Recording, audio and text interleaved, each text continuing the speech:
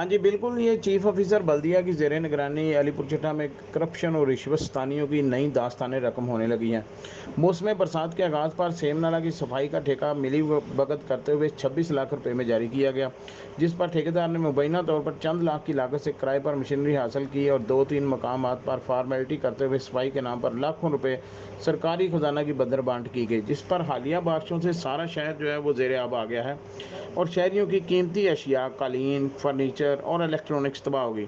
जबकि घरों में 4-4 फीट खड़ा पानी सीईओ बल्दिया की रिश्वतस्तानियों का मुंह बोलता सबूत नजर आता है। यहाँ ये बात भी काबिल जिक्र है कि चीफ ऑफिसर बल्दिया की मिली भगत से बासर अफराद ने हैदरी चौक, सर्कुलर रोड और गुजरांवाला रोड पर नजायज़ तजावजात की मद में खोखे और रेहड़ियाँ लगा रखी हैं, जिनसे लाखों रुपये माहाना मंथली इकट्ठी की जा रही है। इन तजावजात से स्कूल्स के तलबा और तालबात और शहरियों को पैदल चलने में दुश्वारी का सामना करना पड़ रहा है।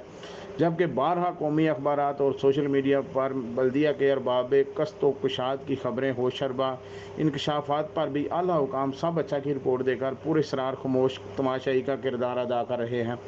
बल्दिया अलीपुर चट्टा में करप्शन और माफिया का राज है।